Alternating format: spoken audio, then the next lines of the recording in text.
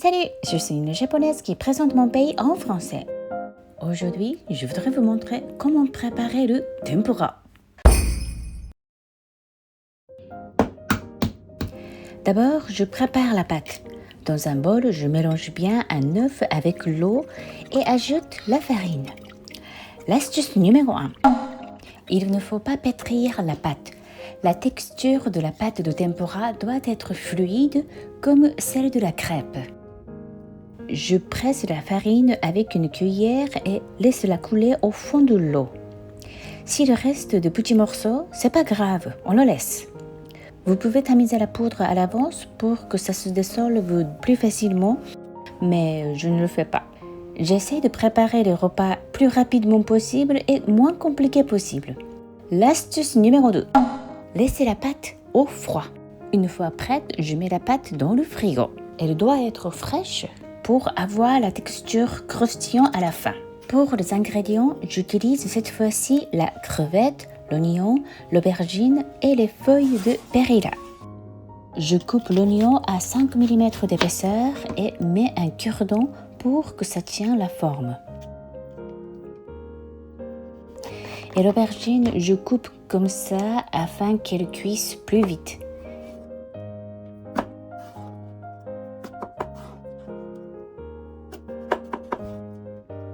Les feuilles de perilla,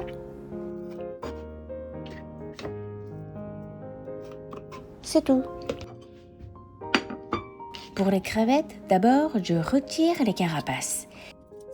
Si vous êtes quelqu'un soucieux de l'apparence et vous voulez que vos crevettes tiennent droites, faites 3 ou 4 entailles sur le ventre.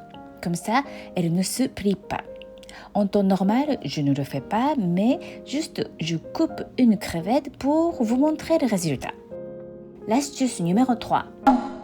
Avant de faire tremper dans la pâte, je mets un petit peu de farine sur les ingrédients. Comme ça, la pâte tient bien. La préparation est terminée. Maintenant, je fais chauffer l'huile dans une poêle. Pour vérifier qu'elle soit suffisamment chaude ou pas, je mets une goutte de pâte dedans. Ça, pas encore. La goutte irrite et remonte surface tout de suite. C'est un signe. On peut y aller. Je mets la pâte et fais tremper dans l'huile.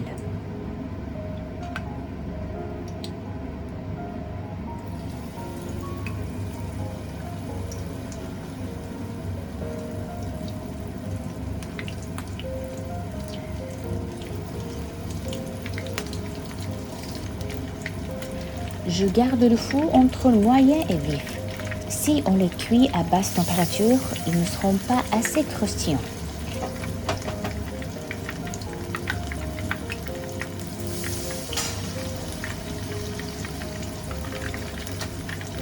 Pour la crevette, j'ajoute de la pâte pour faire grossir.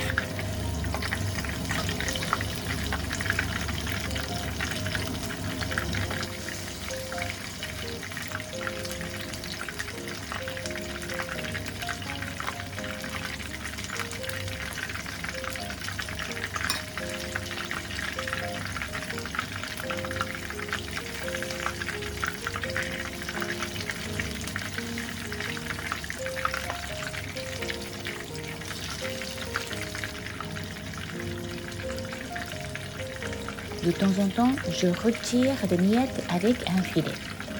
Regardez bien la couleur. Une fois ça devient très légèrement doré, c'est OK. Je les fais reposer sur le papier absorbant.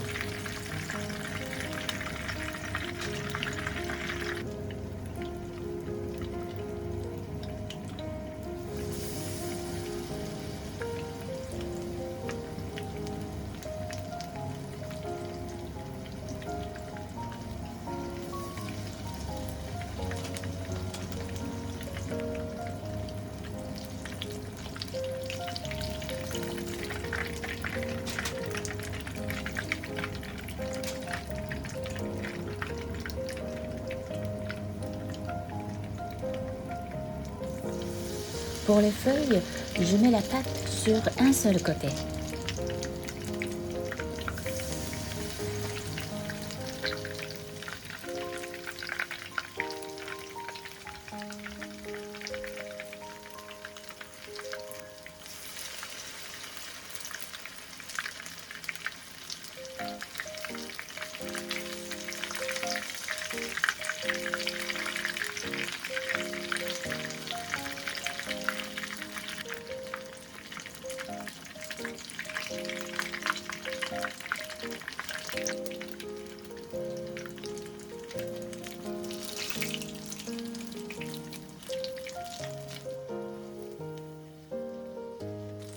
Voilà, c'est tout. À gauche, la crevette sans entaille, à droite, avec. Leurs goûts sont identiques. Pour les déguster, je mets un peu de sel.